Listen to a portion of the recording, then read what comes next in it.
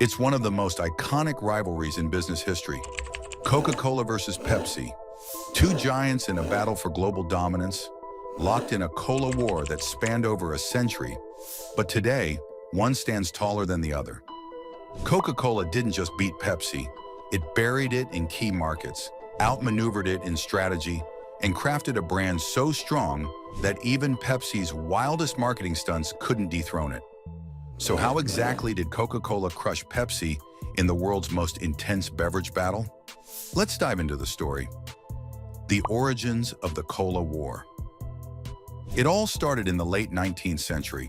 In 1886, Dr. John S. Pemberton created Coca-Cola in Atlanta, Georgia.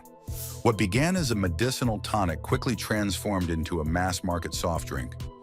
Just a few years later, in 1893, Pepsi was born, created by pharmacist Caleb Bradham. Both beverages were caramel-colored, sweet and fizzy, but their strategies would set them worlds apart. Coca-Cola had a first-mover advantage.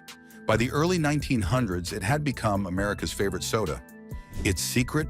Aggressive branding. Coca-Cola didn't just sell a drink, it sold an identity. The iconic red and white logo, the glass contour bottle, and the association with family happiness and American culture made it unstoppable. Pepsi, on the other hand, struggled. It declared bankruptcy not once, but twice in 1923, and again during the Great Depression. But Pepsi refused to die. Pepsi's comeback, the underdog fights back. In the 1930s, Pepsi made a bold move. While Coca-Cola sold its 6-ounce bottle for 5 cents, Pepsi offered 12 ounces for the same price. Their slogan? Twice as much for a nickel. In the midst of the Great Depression, this strategy resonated deeply with cost-conscious consumers. Pepsi also became one of the first brands to embrace diversity in its advertising, targeting African-American communities at a time when most brands ignored them. It carved out a loyal consumer base, slowly clawing its way back into the market. But the real showdown began in the 1970s, the Pepsi Challenge and the Cola Wars. In 1975, Pepsi launched the now legendary Pepsi Challenge, a blind taste test where consumers consistently chose Pepsi over Coke. The campaign was a PR goldmine. Suddenly, Coca-Cola's dominance looked shaky, and Pepsi crowned itself as the choice of a new, younger generation. The Cola Wars were in full swing.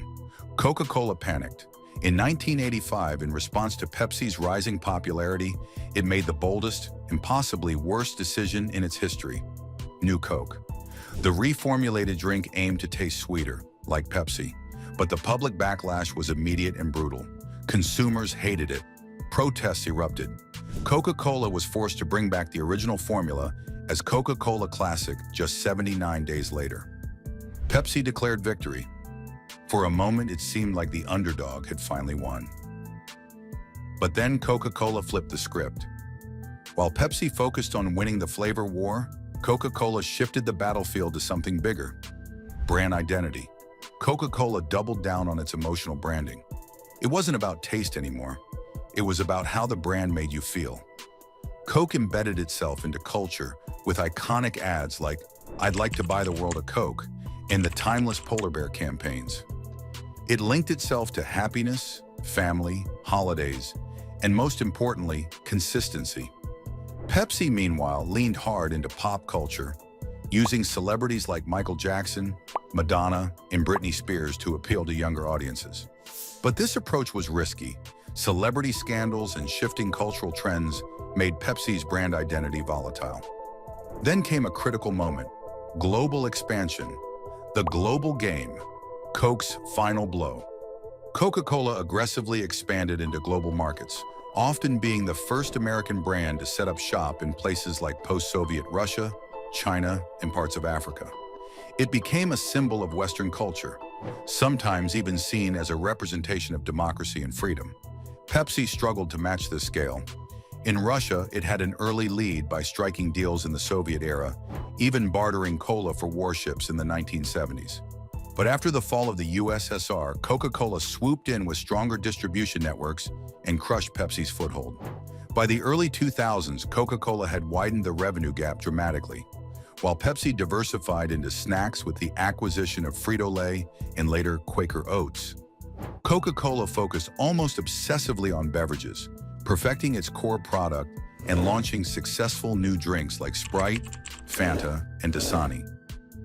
The final verdict: why Coke won the war. Consistency over trends.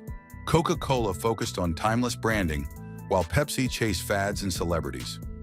Global expansion. Coke became a global symbol, while Pepsi lagged behind in international markets. Emotional connection. Coke sold happiness, nostalgia, and moments. Pepsi sold cola. Today, Coca-Cola dominates Pepsi in global market share, brand value, and cultural relevance. While Pepsi remains a strong player, especially in the snack industry, when it comes to cola, Coke reigns supreme. The cola wars weren't won by taste. They were won by branding, vision, and global domination. Pepsi may have won a few battles, but Coca-Cola won the war. The next time you crack open a Coke, remember, it's not just soda. It's one of the greatest marketing victories in history. So do you think Pepsi ever stood a real chance? Or was Coca-Cola always destined to win? Let me know in the comments below.